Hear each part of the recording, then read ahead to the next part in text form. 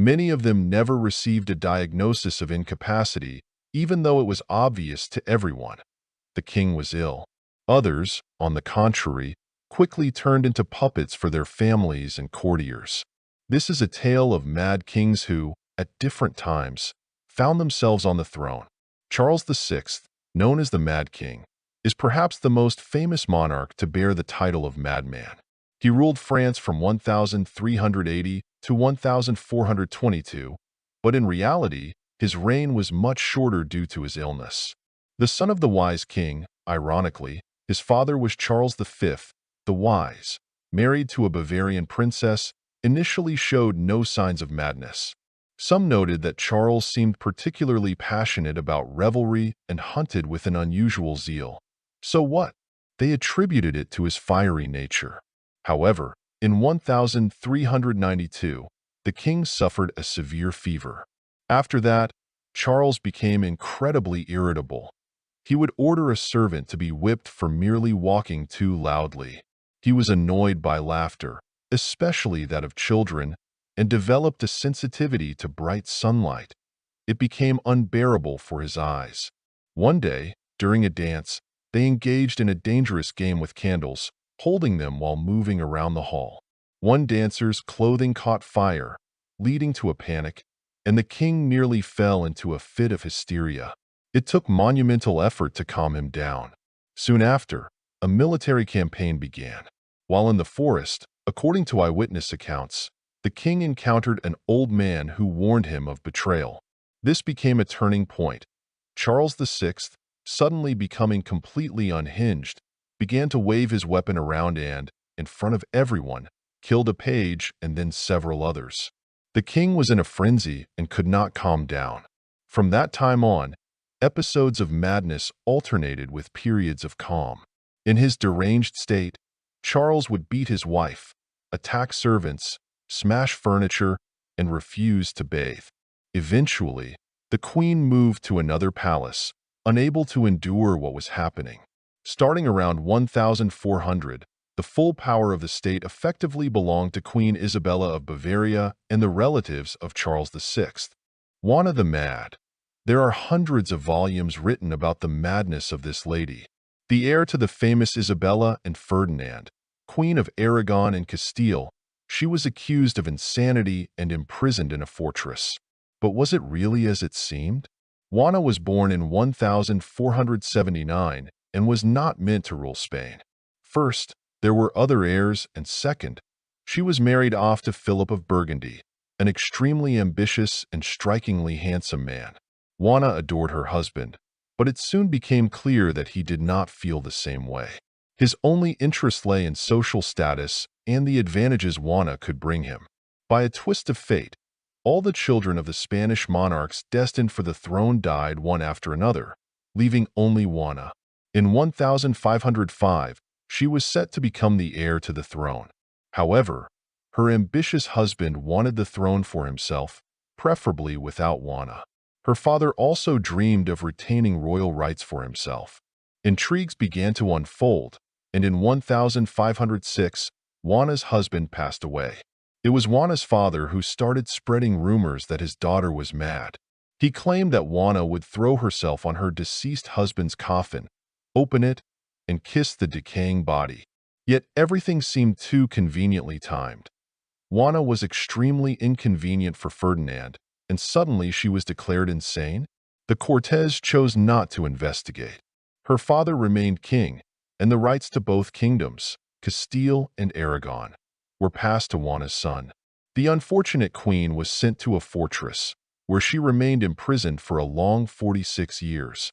When her son eventually became king, she held on to a faint hope that she might be released, but the new monarch, Charles V of Habsburg, preferred to forget about his mother. She was also inconvenient for him. After all, Juana had claims to the throne. Legally, neither her father nor her son could rule while she was alive. The diagnosis of madness went unchallenged. Juana died in captivity. Rudolph II, this emperor of the Holy Roman Empire, was highly educated, well-versed in art, and passionately collected paintings and jewels. However, he harbored a secret obsession. Alchemy.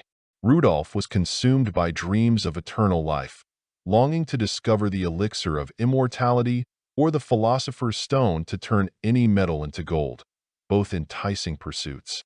Any obscure astrologer in Europe knew that they should seek out Rudolf.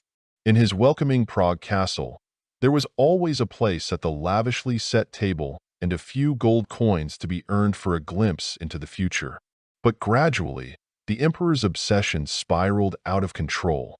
Charlatans received incredible subsidies from the treasury, causing great discontent among the nobility. Whispers began to circulate about the emperor's activities and experiments. Who really knew what he was up to? What if he was a secret sorcerer or black magician? Rudolf's health began to decline. He would slip into deep melancholy, only to be overtaken by bouts of wild rage. He became intensely paranoid, convinced that conspiracies and assassination attempts lurked around every corner. His close associates kept their distance, and he didn't seem to mind. He was always accompanied by a pet lion, leopards, and eagles, all of which he had tamed. Ultimately, this story did not end well. Rudolf was forced to abdicate the throne, and soon after, he died. Rumors circulated that his unfortunate fate was a direct result of his dabbling with otherworldly forces. Christian VII, King of Denmark, yet another mad monarch. From the very beginning, it was clear that this king, born in 1749, had his challenges. A nervous, sickly child, he fell under the supervision of a particularly harsh tutor. Modern scholars believe that if Christian had received more love and affection during his childhood, perhaps his madness would not have manifested so dramatically. When the king married, everyone in his circle was aware of his condition, everyone except his young bride. Christian would alternate between becoming an icy statue, withdrawing from all interaction, and wandering the streets of Copenhagen at night in the company of prostitutes and other unsavory characters. Naturally, the young queen, neglected by her husband, soon took a lover. If Christian's wife had been a bit wiser, she could have easily won him over. However, lacking life experience, she allowed her stepmother, the Dowager Queen Juliana Maria, to seize control over Christian and his decisions. This woman managed to expose the infidelity of Christian's wife and banish her, effectively consolidating power in the kingdom. Christian died in 1808, succumbing to a panic attack, convinced that foreign troops were invading the city. 20th-century doctors concluded that the Danish monarch suffered from schizophrenia. Philip V of Spain became a living testament to the dangers of inbreeding. On one hand, he inherited the sickly genes of the Habsburgs, who had literally intermarried within their own family for generations. On the other, he carried the genes of the Bourbons, closely tied to the same Habsburg lineage. Initially, everything seemed to go wonderfully. The French prince secured the Spanish throne. Naturally, this did not sit well with many European monarchs who coveted a similar fate for themselves. Thus began the exhausting war of the Spanish succession. Yet, Philip remained on his throne. It wasn't easy for him. Neighboring powers were at each other's throats, desperate to oust him from Madrid, pouring money and resources into military campaigns.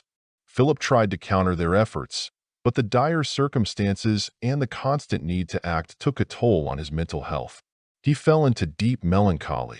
Philip V could spend days locked away in a room with tightly shut and draped windows, refusing to eat or drink. The exhaustion that inevitably followed would require treatment from doctors and his wife. He would eventually recover, only to succumb to another episode. In the year 1724, Philip realized he could no longer bear the burden of power. It had become too heavy, and he abdicated in favor of his son. Alas, Prince Louis unexpectedly died, forcing the king to take up the reins of governance once more. The king refused to change his clothes or get a haircut. He lay in bed, motionless, and it was nearly impossible to persuade him to sign any documents. However, Queen Elizabeth found a solution. She discovered that beautiful singing had a positive effect on the king and invited the renowned singer Farinelli to court. Thanks to Farinelli's voice, King Philip would briefly return to his duties. Maria I, known as Maria the Mad, was the Queen of Portugal. Even her official portrait depicts a young woman who appears far from healthy, her face twisted by a nervous tic, gaunt features, and bulging eyes. Maria of Portugal was certainly not a beauty, and her descent into madness did not happen overnight. At the age of 26, Maria was married off to her own uncle. Her father had long hoped that his wife would bear him a son, but instead, King Joseph I had 4 daughters in a row. To prevent a potential civil war, the king decided to marry his daughter to his brother. In the year 1777, Maria became the Queen of Portugal, with her husband as king. Their reign was relatively peaceful, and they were a loving couple. However, when Maria's husband passed away in 1786, she was unable to cope with the loss. The court immediately fell into mourning. The queen banned all forms of entertainment in the capital. One could be fined or even jailed for simply smiling. Even at family weddings, Maria maintained a tortured expression, as did all the guests. When the church bells rang, the queen suffered a seizure. Maria was taken to her chambers, where she convulsed and raved. Doctors tried to calm her, but her condition continued to deteriorate. From that moment on, she rarely regained her senses. After 6 years, her situation became dire. She was declared insane, and her son had to proclaim himself regent. Interestingly, in the final years of her life, Maria had to relocate to Brazil due to Napoleon's conquests, which were sweeping through one European kingdom after another. The entire Portuguese royal family emigrated. Remarkably, Maria managed the ocean voyage surprisingly well. She hardly screamed and spent most of the time sleeping. She died on Brazilian soil and was buried there. A curious note, back in Portugal, she was under the care of the same doctor who tended to the mental health of King George III, whose story will follow. George III, the King of England, was a long-reigning monarch who witnessed monumental events during his lifetime. The French Revolution, the separation of the American colonies from England, and the war against Napoleon. The king had a passion for the theater and a good joke, enjoyed gardening, and even dabbled in making buttons from ivory. He was fascinated by astronomy and would spend hours gazing at the night sky through William Herschel's telescope. The king paid £4,000 for his telescope, an amount that could have purchased a sizable estate in the 18th century. In his youth, George was quite active, although not all of his actions were well received by the public. For instance, he survived 2 assassination attempts, both of which led to the attackers being placed in psychiatric institutions. The king's mental health issues first became apparent in 1789, as he suffered from hereditary porphyria, a terrible illness that rendered him completely unhinged during its episodes. In the year 1810, George lost his beloved daughter, Amelia, and this blow proved too much for him to bear. After that, he never experienced another lucid moment. He remained in a constant state of madness. From 1811 onward, his son George ruled England as regent. The Mad King lived for another 9 years. At one point, he began to refuse food, ultimately succumbing to starvation on January 29, 1820.